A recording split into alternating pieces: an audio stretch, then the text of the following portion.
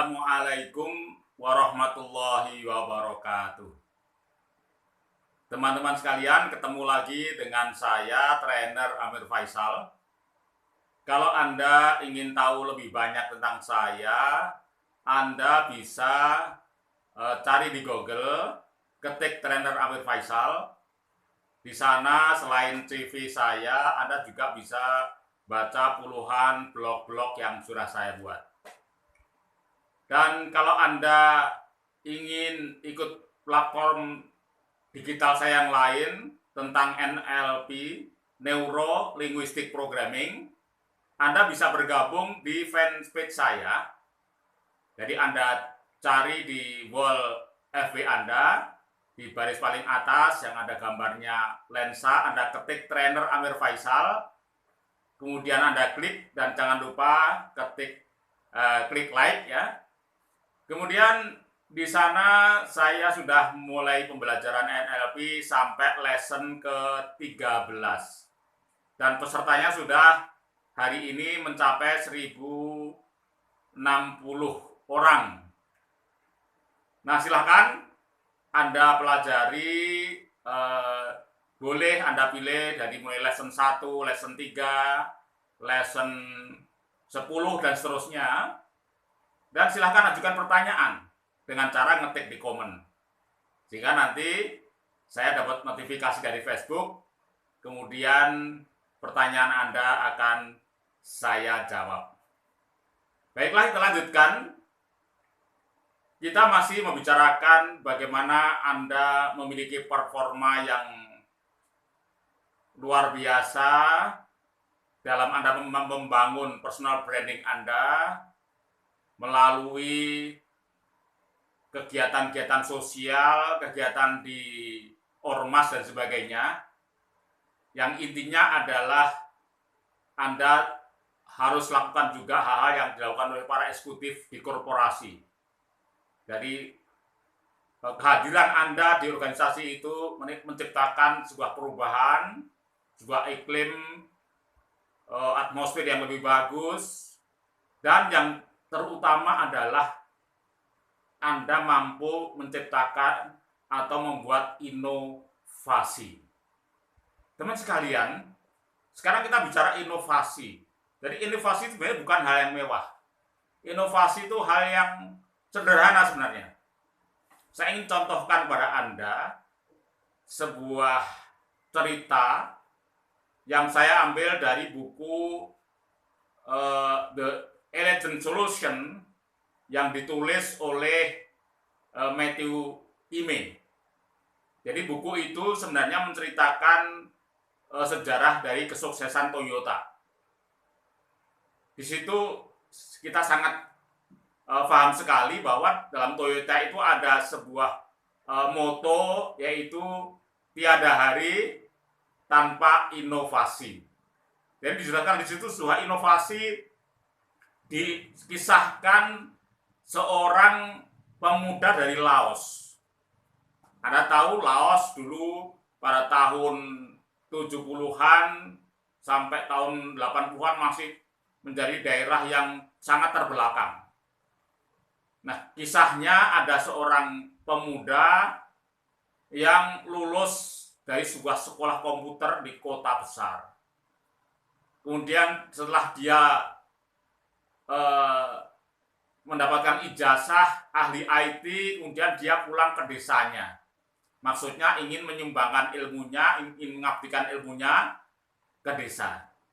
Tapi apa yang dihadapi, desa itu listrik saja belum ada, apalagi komputer, apalagi internet. Tapi pemuda tadi tidak kehilangan semangat pengabdiannya. Maka dia berpikir keras. Saat itu challenge yang dihadapi adalah di desa itu adalah penghasil beras terbaik di negeri itu. Tapi para petani tidak tahu sebenarnya harga beras di pasar itu berapa. Sehingga selama ini mereka menjadi permainan para tengkulak-tengkulak. Sehingga para tengkulak itu bisa memainkan harga, sehingga harga beras itu dijual ke pasar hampir 3-4 kali lipatnya. Maka pemuda Laos ini dia berpikir keras bagaimana caranya memberikan informasi harga beras yang ada di pasar.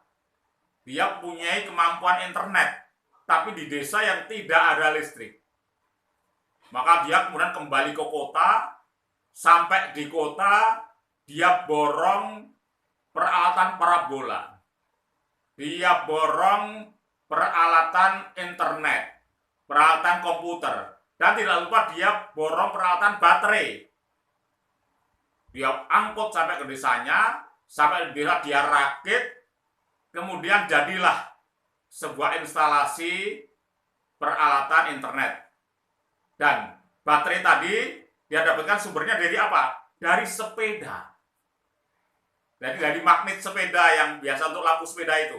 Dia kumpulkan beberapa sepeda, dia paralel, kemudian dia coba beberapa pemuda-pemuda di situ disuruh ngayuh sepeda. Ada 3-4 sepeda, dia caskan ke sebagian ke komputer dan sebagian lagi ke parabola.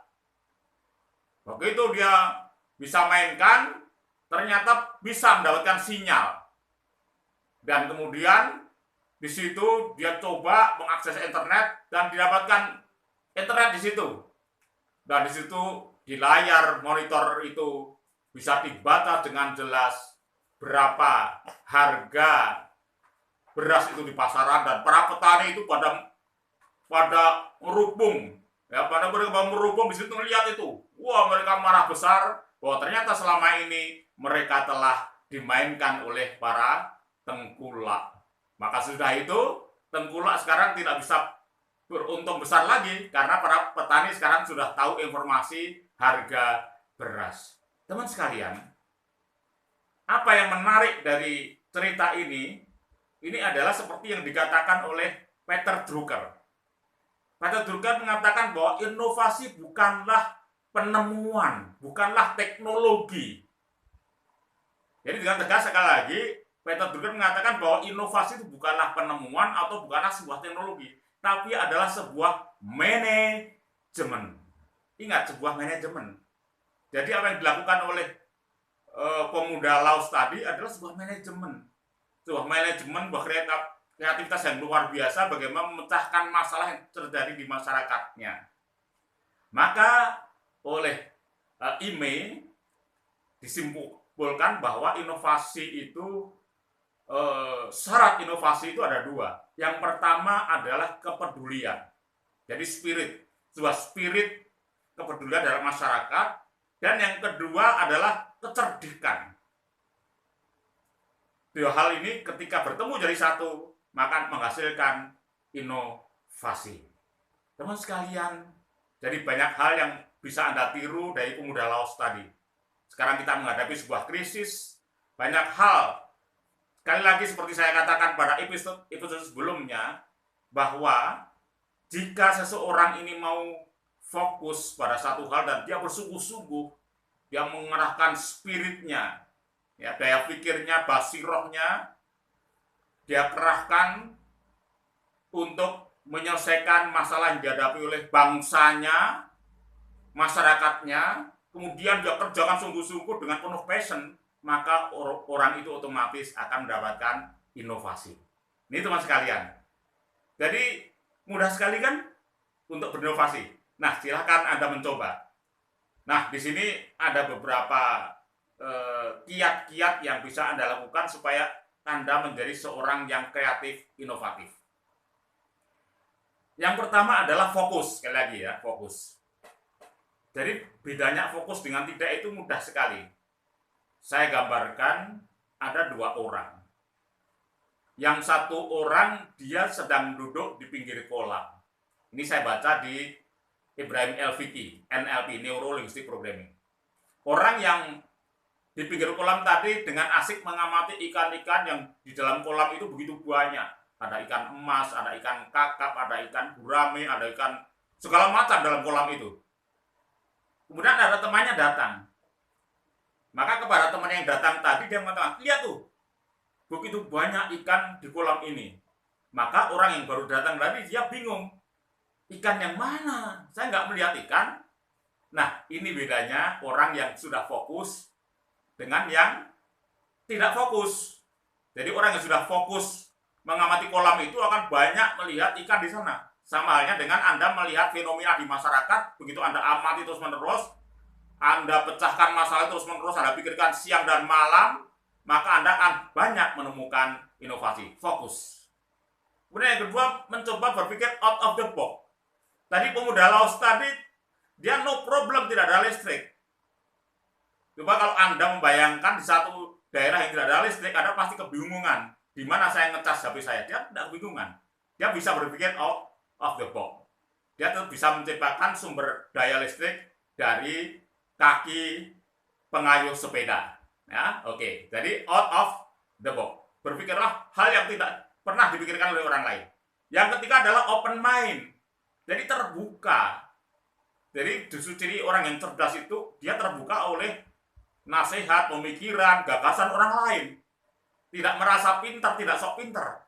Dia banyak belajar pada orang lain. Kemudian yang keempat adalah kurius. Kurius itu penuh rasa ingin tahu. Kemudian yang kelima adalah Anda menciptakan asumsi-asumsi, ya, analog-analog. Oke, dan yang terakhir adalah cari model. Nah, ini kalau Anda lakukan ke 6 faktor ini, Anda akan menjadi seorang yang inovatif. Oke, teman sekalian, selamat mencoba menjadi seorang pemuda yang penuh performa untuk menyelamatkan bangsa ini. Anda berikan warna pada organisasi di tempat Anda, maka insya Allah Anda akan keluar sebagai pemenang, sebagai CEO, ya, tanda kutip, di organisasi sosial, organisasi massa, organisasi pendidikan, bahkan mungkin organisasi dakwah dan sebagainya. Oke, sampai ketemu pada kesempatan berikutnya.